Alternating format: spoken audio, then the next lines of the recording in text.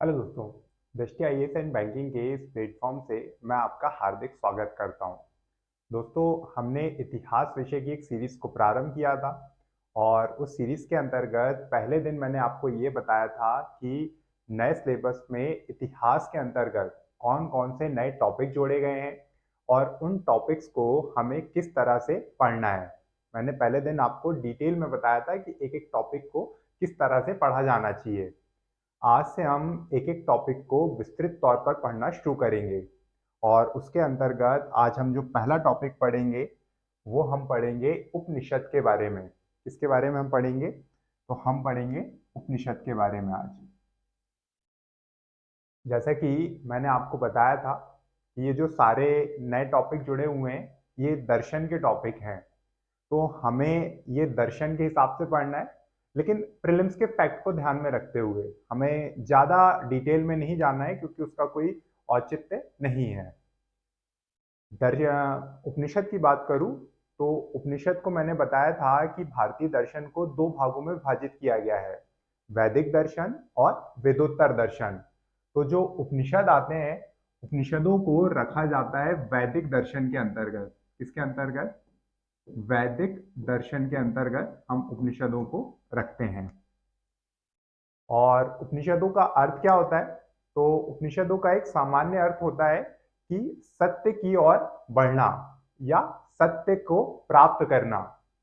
वहीं उपनिषदों का एक अन्य अर्थ होता है समीप बैठकर ज्ञान प्राप्त करना। क्या अर्थ होता है? समीप बैठकर ज्ञान प्राप्त करना। ये वो ज्ञान है जो शिष्यों ने अपने गुरुओं से प्राप्त किया है। यहाँ शिष्य जो है गुरुओं से कई तरह के प्रश्न करते हैं और इस तरह के ही वाद संवाद, प्रश्नोत्तर और जो चर्चाएं हैं वो उपनिषदों में शामिल हैं। अच्छा, चर्चा किन विषयों पर हुआ करती थी? तो चर्चा का जो मुख्य विषय हुआ करता था वो हुआ करता था आत्मा, परमात्मा और ब्रह्म। जितने भी उपनिषद हैं, हम देखेंगे कि कुल मिलाकर 108 उपनिषद हैं।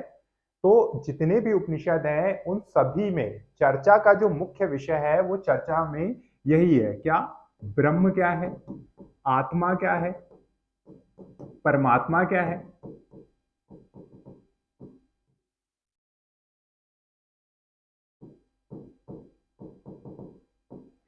ब्रह्म क्या है, आत्मा क्या है, परमात्मा क्या है। तो यही उपनिषद की चर्चा का विषय है। अब पूरे उपनिषद में और आगे भी हम देखेंगे कि जो षड दर्शन हम पढ़ने वाले हैं उनमें भी कहीं ना कहीं इन्हीं टॉपिक्स की चर्चा की गई है कि ब्रह्म क्या है, आत्मा क्या है, ब्रह्म को कैसे प्राप्त किया जा सकता है, ब्रह्म प्राप्त करने की अवस्थाएं कौन कौन सी है, कैसे हमें यह अनुभव होगा कि हमें ब्रह्म ज्ञान हो गया है और कब हमें यह भ्रम होगा। कई बार भ्रम भी हो जाता है कि हमें ब्रह्म ज्ञान हो गया है, हम ब्रह्म ज्ञानी हो गए। तो उपनिषद जो है आपके ये सारे डाउट क्लियर करते हैं। पर प्रश्न उठता है कि ये ब्रह्म है क्या? ब्रह्म जो बार बार आएगा उपनिषदों में, तो ये ब्रह्म शब्द है क्या? तो जैसा कि भगवान महादेव या भगवान शिव जो है वो पार्वती जी को समझाते हुए कहते हैं कि उमा कहूँ मैं अनुभव अपना, सत हरि भजन जगत सप सपना। क्या कहते हैं? उमा कहूँ मैं अनुभव अपना, सत हरि भजन जगत सप सपना। जिसका तात्पर्य है कि भगवान महादेव कह रहे हैं कि उमा, मैं अपने अनुभव से कह रहा हूं कि केवल हरि का नाम सत्य है, बाकी सब असत्य है। ये जो पूरा संसार है, ये जो आप जगत देख रहे हो, ये असत्य है, ये भ्रम है, ये धोखा है। और सत्य क्या है? तो वो है हरि का नाम। तो आप इसी है ही हरि कह लो, इसे ही ब्रह्म कह लो, इसे ही आत्मा कह लो या इसे ही परमात्मा कह लो। यही सत्य है, बाकी सब असत्य है। अब सामान्य तौर पे मैं आपको समझाने की कोशिश करूं कि ब्रह्म है क्या या ब्रह्म प्राप्ति की अवस्था क्या है। तो जब आप कभी शराब पीते हो तो शराब का जो आपको आनंद मिलता है वो 2 या 3 घंटे रहता है, लेकिन आपको ऐसा लगता है कि क्यों ना ये आनंद बना ही रहे, हमेशा के लिए बना रहे। या जब कभी सेक्स करते हैं तो सेक्स का जो आनंद होता है वो 15 से 20 मिनट रहता है, लेकिन ऐसा लगता है कि क्यों ना ये आनंद बना ही रहे, ये आनंद लगातार प्राप्त हो। या फिर जब हम कोई स्वादिष्ट भोजन करते हैं तो एक आनंद की अनुभूति होती है, तो ऐसा लगता है कि क्यों ना यार ये आनंद बना ही रहे बिल्कुल। या जब कभी कोई खूबसूरत चेहरा या कोई खूबसूरत दृश्य आपके सामने निकलता है तो आपको अचानक ही 2 पल के लिए एक आनंद की अनुभूति होती है, तो आपको लगता है कि क्यों ना ये आनंद परमानेंट हो जाए, बना ही रहे जीवन में। तो यदि यही आनंद को, चाहे वो शराब का आनंद हो या फिर सेक्स का आनंद हो, भोजन का आनंद हो या फिर किसी सुंदर दृश्य का आनंद हो, अगर हम इस आनंद को किसी भी तरीके से परमानेंट कर दें तो वो होगा परम आनंद। और वही परम आनंद की जो अवस्था है वो अवस्था कहलाती है ब्रह्म अवस्था। अगर आपको वो आनंद प्राप्त हो गया तो समझिए आप ब्रह्म ज्ञानी की अवस्था में आ गए। जो आप हैं या साधारण मनुष्य है, ये पल दो पल के आनंद के लिए घूमता रहता है, पल दो पल के सुख के लिए घूमता है, लेकिन जो साधु संत है, जो ऋषिगण है, वो उस परम आनंद की प्राप्ति के पीछे जाते हैं जो कभी समाप्त नहीं होगा और उसके बाद किसी और आनंद की आवश्यकता ही नहीं पड़ेगी। और ऐसे आनंद को आप कैसे प्राप्त कर सकते हो, ऐसे आनंद को प्राप्त करने का मार्ग क्या है, तो उसका मार्ग जो बताते हैं वो बताते हैं उपनिषद। उपनिषदों में अलग अलग तरीके से ब्रह्म प्राप्ति के मार्ग बताए गए हैं, अलग अलग तरह के अभ्यास बताए गए हैं और उन पर किस तरह से चलना है इस बात की भी चर्चा की गई है। तो अब आपको समझ में आ गया होगा कि उपनिषद में क्या शामिल है और उपनिषदों के बारे में आपको क्या पढ़ना है। हालांकि हमें ब्रह्म प्राप्ति के मार्ग में नहीं जाना है, हमें सामान्य चर्चा ही करनी है कि किस तरीके से और क्या क्या इसमें बताया गया है। ठीक, अब हम बात करें कि उपनिषदों की संख्या कितनी है। तो सामान्य तौर पर यह माना जाता है कि उपनिषदों की जो संख्या है वो 108 है। कितनी संख्या है? 108 है। लेकिन प्रमाणित तौर पर अगर बात करें तो प्रमाणित तौर पर उपनिषदों की संख्या 10 ही मानी जाती है। कितनी? 10। 10 उपनिषदों को ही यहां पर क्या माना जाता है? प्रमाणित उपनिषद माना जाता है। और इन्हीं 10 उपनिषद में जो शंकराचार्य हैं, इन्हीं 10 उपनिषदों में शंकराचार्य ने लिखा हुआ है भाष्य। क्या लिखा हुआ है? भाष्य। अब 108 उपनिषदों को तो आपको जानने की जरूरत नहीं है, लेकिन जो प्रमाणित 10 उपनिषद हैं, इन 10 उपनिषदों के नाम सामान्य तौर पर आपको याद होने चाहिए और संभवतः इससे प्रीलिम्स में सीधे सीधे प्रश्न पूछा जा सकता है कि निम्न में से कौन सा एक उपनिषद है या कौन सा उपनिषद में शामिल नहीं है। तो ये 10 उपनिषद जो आपको याद रखने हैं, इसमें से पहला है प्रश्नोपनिषद, दूसरा है मुंडक उपनिषद, तीसरा है मांडुक्य उपनिषद, चौथा है तैत्रेय उपनिषद, पांचवा है ऐत्रेय उपनिषद, छठा है छांदोग्योपनिषद, सातवां है बृहदराणक्य उपनिषद, आठवां है ईश उपनिषद, नौवां है केन उपनिषद और 10वां है कठोपनिषद।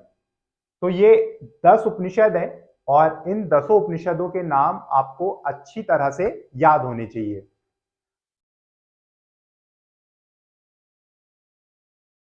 अब उपनिषदों के बारे में अगर मैं सामान्य चर्चा करूं तो उपनिषद भारतीय उपमहाद्वीप में लिखे गए। सबसे पहले ये प्राचीन भाषाओं में लिखे थे, भारत की संस्कृत वगैरह में लिखे गए थे। कालांतर में जब मध्यकाल आया तो मध्यकाल में मुगल पीरियड में, जो मुगल सल्तनत मुगल काल चल रहा था, तो मुगल काल में एक प्रमुख दार्शनिक और विद्वान व्यक्ति हुए जिनका नाम था दारा शिको। दारा शिको जो कि शाहजहां के पुत्र थे। दारा शिको शाहजहां के पुत्र थे, बहुत विद्वान व्यक्ति माने जाते थे और इन्हें दर्शन में बहुत रुचि थी। तो उपनिषदों के बारे में जब दारा शिको को दर्शन में बहुत रुचि थी और इन्हें ईश्वरीय ज्ञान की प्राप्त करने में बड़ी रुचि थी। तो दारा शिकोह कहते हैं कि मैंने ईश्वरीय ज्ञान प्राप्त करने के लिए और ईश्वर को जानने के लिए कई तरह के ग्रंथों को पढ़ा। मैंने कुरान पढ़ी, मैंने हदीस पढ़ी और इसके अलावा भी मैंने कई तरह के ग्रंथों को पढ़ा। लेकिन मेरी ईश्वर को जानने की जो इच्छा थी, जो प्यास थी, वो बुझ ना सकी। और तब मैंने उपनिषदों का अध्ययन किया और उपनिषदों के अध्ययन के बाद ईश्वर से संबंधित मेरे जितने भी प्रश्न थे वो सारे के सारे प्रश्न समाप्त हो गए। ये किसने कहा है? ये दारा शिकोह ने कहा है। और यही दारा शिकोह जो है कालांतर में उपनिषदों का अनुवाद कराते हैं फारसी भाषा में। किसमें कराते हैं? फारसी भाषा में। तो याद रखिएगा, दारा शिकोह वो व्यक्ति हैं जिन्होंने उपनिषदों का फारसी भाषा में अनुवाद कराया था। बाद में जब इसका फारसी भाषा में अनुवाद हुआ तो इनका और प्रसार हुआ और ये यूरोप पहुंचे। यूरोप के विद्वानों ने उपनिषदों में अपनी रुचि दिखाई और इसका अनुवाद कराया लैटिन भाषाओं में। और जब लैटिन भाषाओं के कारण यूरोप के अलग अलग हिस्सों में उपनिषद पढ़े जाने लगे, तब वहां के एक प्रमुख विद्वान और उस समय के एक प्रमुख दार्शनिक थे जिनका नाम था शोपेनहावर। क्या नाम था? शोपेनहावर। शोपेनहावर भी उपनिषद को पढ़ते हैं और उपनिषदों के बारे में इन्होंने कहा है कि उपनिषदों ने जीवन में मुझे शांति प्रदान करी और मरने के बाद मेरी आत्मा को भी शांति प्रदान करेंगे। क्या लिखते हैं? कि जीवन में उपनिषदों ने मुझे शांति प्रदान करी और मरने के बाद मेरी आत्मा को भी शांति प्रदान करेंगे। तो ये किसका कथन है? ये कथन है शोपेनहावर का।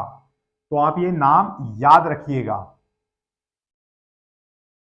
वहीं उपनिषदों के विषय में डॉक्टर राधाकृष्णन सरपल्ली का कथन है कि this is the final faith of human thought.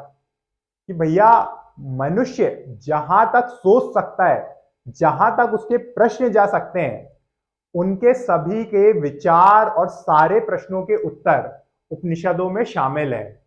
मैंने आपको पहले दिन भी बताया था कि ऐसा कोई भी प्रश्न नहीं जो किया जा चुका है, किया जा रहा है या भविष्य में किया जाएगा, ऐसा कोई भी प्रश्न नहीं जिसका उत्तर हमें उपनिषद ना देते हो।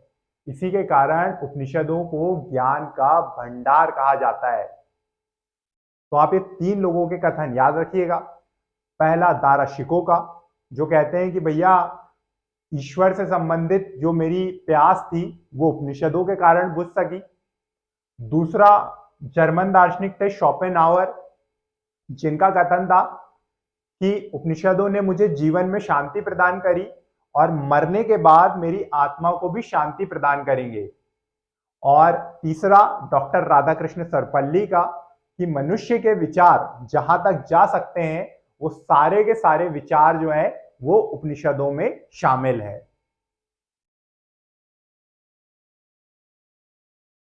अब आज से हम एक एक उपनिषदों को हम विस्तृत तौर पर पढ़ेंगे, लेकिन उतना ही डिटेल में पढ़ेंगे जितना एग्जाम ओरिएंटेड है, जितना हमारे एग्जाम में आ सकता है। क्योंकि अगर हम एक एक उपनिषद पढ़ें तो हमें सालों लग जाएगा पढ़ने में। जर्मनी में है तो एक यूनिवर्सिटी है जहां पर केवल और केवल उपनिषद और उससे रिलेटेड टॉपिक्स को पढ़ाया जाता है। तो इसके कारण हमें ज्यादा डिटेल में नहीं पढ़ना है, हमें केवल और केवल ब्रह्म ज्ञानी नहीं बनना है, ब्रह्म की जानकारी प्राप्त करनी है। तो पहला उपनिषद जो हम पढ़ेंगे वो पढ़ेंगे हम बृहद्राणक्य उपनिषद। बृहद्राणक्य उपनिषद के बारे में हम बताएं तो बृहद्राणक्य उपनिषद 10 उपनिषद, जितने 10 उपनिषद हैं उन 10 उपनिषद में सबसे बड़ा उपनिषद है और इसी के कारण इसे बृहद्राणक्य उपनिषद कहा जाता है। मैंने आपको पहले दिन बताया था कि भारतीय दर्शन के अंतर्गत सबसे पहले वेद लिखे गए थे और जब वेद लिखे गए तो वेदों को आधार बनाकर अन्य ग्रंथ लिखे गए। तो हर उपनिषद का संबंध किसी न किसी वेद से है। वैसे ही जो बृहद्राणक्य उपनिषद है उसका संबंध है शुक्ल यजुर्वेद से। किससे संबंध है? तो बृहद्राणक उपनिषद का संबंध है शुक्ल यजुर्वेद से। और इसके जो पढ़ने वाला या इसको जो प्रवर्तक है या इसको माना गया इसका जो प्रवर्तक है वो है ब्रह्मा। कौन माना जाता है इसका प्रवर्तक? तो वो माना जाता है ब्रह्मा। अब बृहद्राणक उपनिषद में भी किसकी चर्चा की गई है? तो बृहद्राणक उपनिषद में भी चर्चा की गई है जीव, ब्राह्मण, ब्रह्म, मतलब वही आत्मा, परमात्मा, जीव क्या है और ब्रह्म क्या है। इन्हीं सब टॉपिक्स की जो है चर्चा की गई है उपनिषदों में या बृहद्राणक उपनिषद में भी। अब हम बात करें मुख्य मुख्य बातों पे, अगर हम आए कि बृहद्राणक उपनिषद में शामिल क्या है, तो ऐसा बृहद्राणक उपनिषद में मिलता है कि प्राचीन काल में एक प्रसिद्ध राजा हुए थे जिनका नाम था राजा जनक। राजा जनक जो था, राजा जनक जो थे, उनका दरबार विद्वानों का केंद्र माना जाता था, जहां विश्व के कई विद्वान आते थे और वहां पर संरक्षण प्राप्त करते थे। ऐसे ही इनके दरबार में कई विद्वान थे, जिसमें कई फेमस विद्वान हुआ करते थे, जैसे याज्ञवल्क्य ऋषि, गार्गी और भी कई, जैसे वालक्य। इस तरह के कई विद्वान इनमें शामिल थे।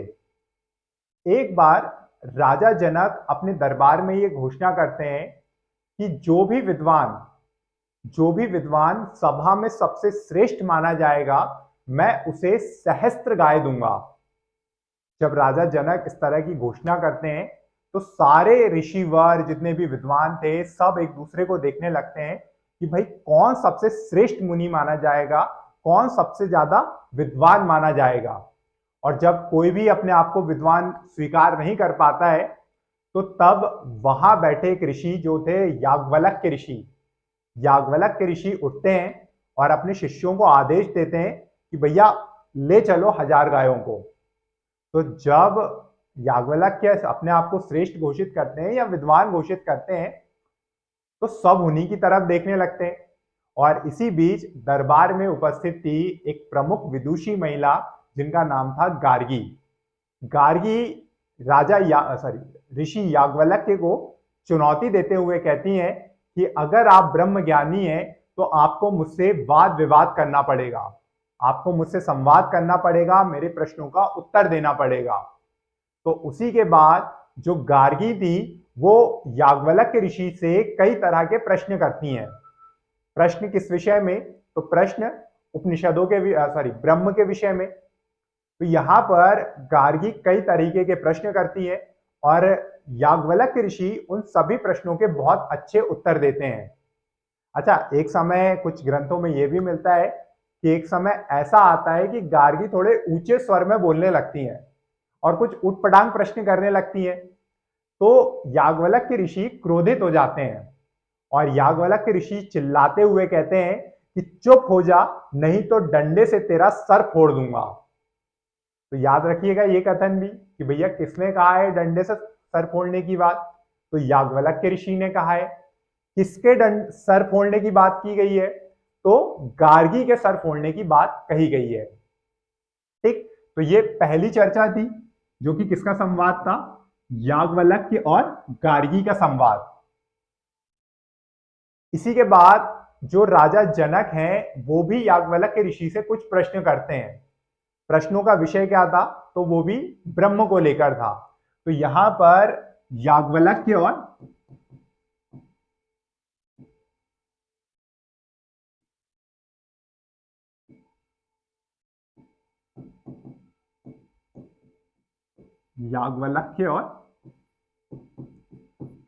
जनक संवाद भी देखने को मिलता है।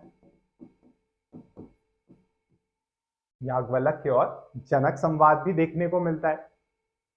इसी तरह जब याज्ञवल्क्य ऋषि का समय पूरा हो जाता है और अब उन्हें लगता है कि भैया मुझे संसार को पूरी तरीके से छोड़कर वन में चले जाना चाहिए ताकि मैं मोक्ष प्राप्त कर सकूं और ब्रह्म ज्ञान की प्राप्ति कर सकूं।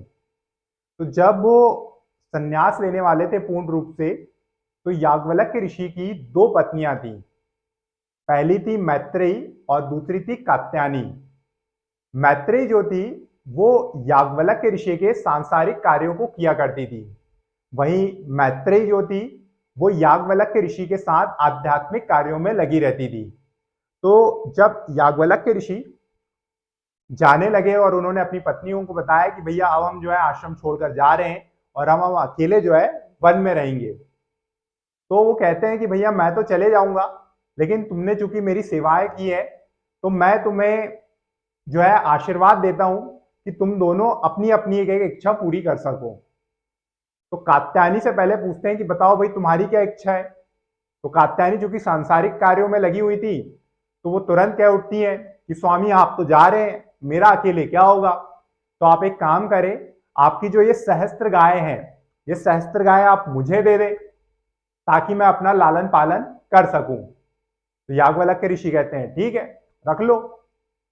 फिर वो मैत्रेयी की ओर देखते हैं, अच्छा गाय तो अब बची नहीं थी, तो याज्ञवल्क्य ऋषि को भी लगा कि अब मैं क्या दूंगा इसे। फिर भी वो मैत्रेयी से पूछते हैं कि भाई बताओ तुम्हारी क्या इच्छा है। तो मैत्रेयी यहां पर कहती हैं कि स्वामी आप ऐसा कौन सा सत्य ज्ञान प्राप्त करने जा रहे हो जो आपने अभी तक मुझे नहीं बताया। ऐसा कौन सा सत्य है जो अभी तक मुझे पता नहीं चला है।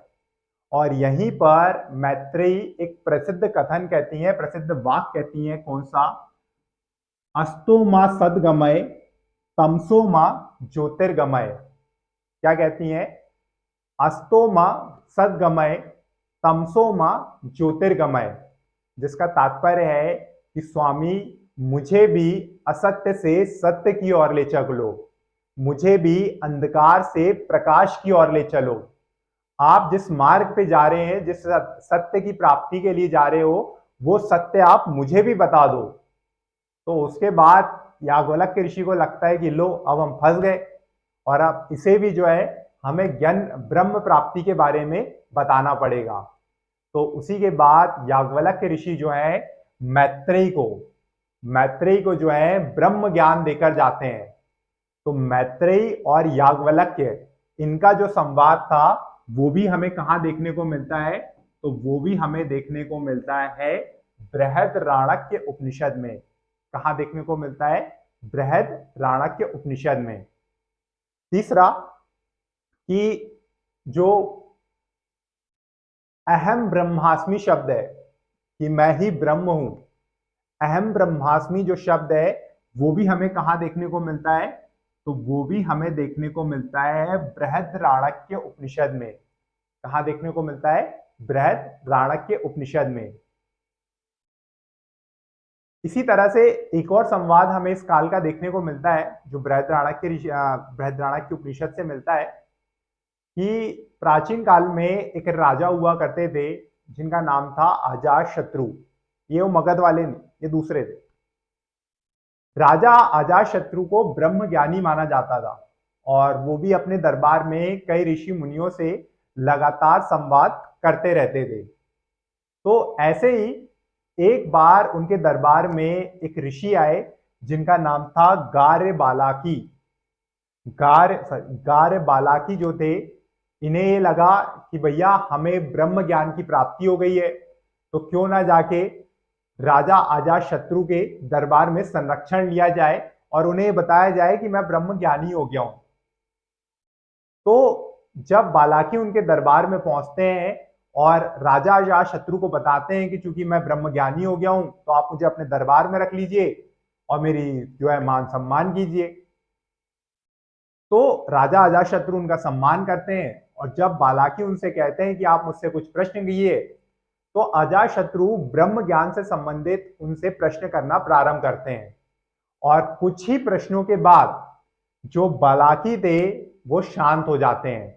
बालाकी को यह एहसास होता है कि अभी उन्हें वास्तव में ब्रह्म ज्ञान की प्राप्ति नहीं हुई है।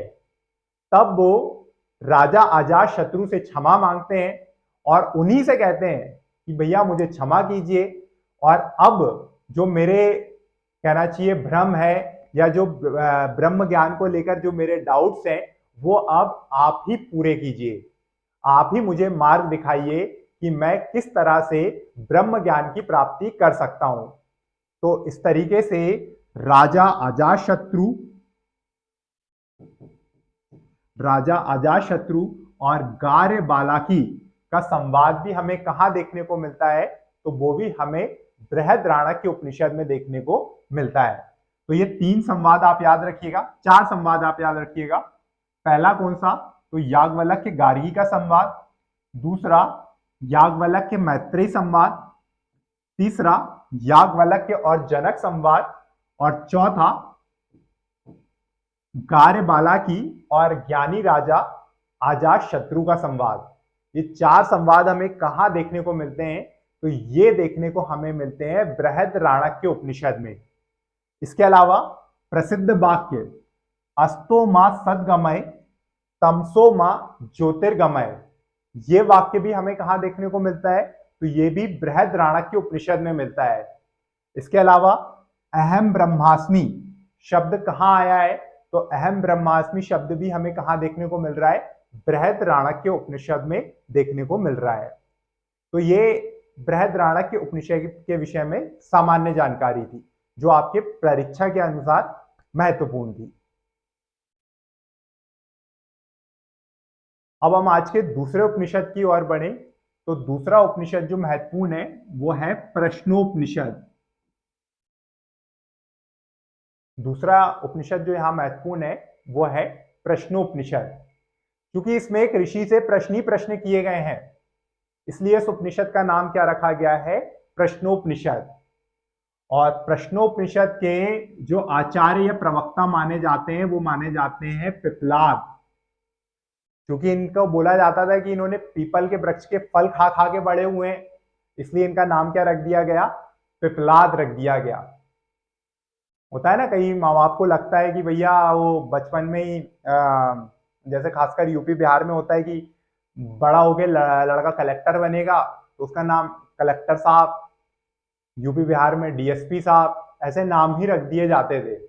तो वैसे ही चूंकि ये पीपल के वृक्ष के फल खाते थे, इसलिए इनका नाम क्या पड़ गया, पिप्पलाद पड़ गया। और इसमें क्या शामिल है, तो आचार्य पिप्पलाद जो थे वो ब्रह्म ज्ञानी माने जाते थे। और इनके दरबार इनका जो आश्रम था वहां पर कई ऋषि और शिष्य आया करते थे इनसे ज्ञान प्राप्त करने।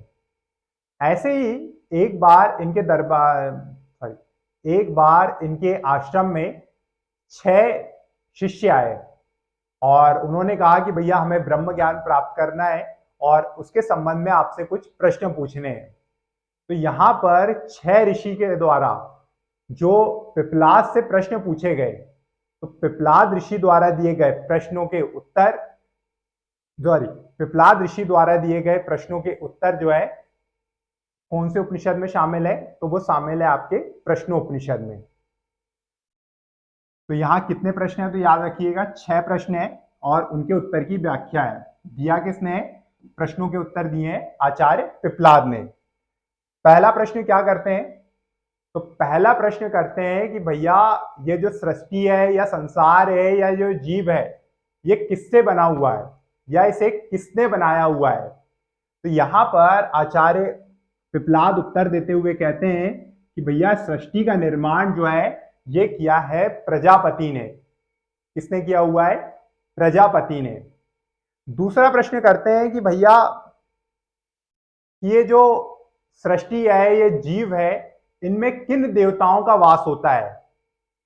तो यहां पर आचार्य पिप्पलाद जो है उत्तर देते हुए बताते हैं कि जो जीव है या जो सृष्टि है ये कुल मिला के 14 तत्वों से मिलकर बनी हुई है। आप इसे 14 तत्व बोल लीजिए या फिर 14 देवता बोल लीजिए। तो हमारे शरीर में या संसार में कितने तत्व हैं जो उससे बने हैं, तो बोले कुल मिलाकर 14 तत्व हैं। अब ये 14 तत्व में कौन कौन से हैं, तो इसमें शामिल है पंचतत्व। दूसरा इसमें शामिल है कर्मेंद्रियां।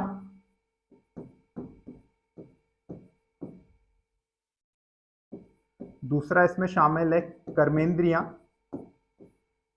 तीसरा इसमें शामिल है ज्ञानेंद्रियां। और चौथा इसमें शामिल है अंतःकरण।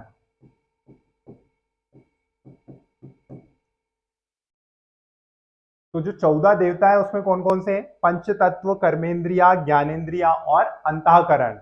और ये 14 देवता कौन कौन से हैं? तो पृथ्वी, अग्नि, जल, वायु, आकाश, मन, प्राण, वाणी, नेत्र, श्रोत। इस तरीके से 14 देवता या जो 14 तत्व हैं उनसे शरीर का निर्माण हुआ है।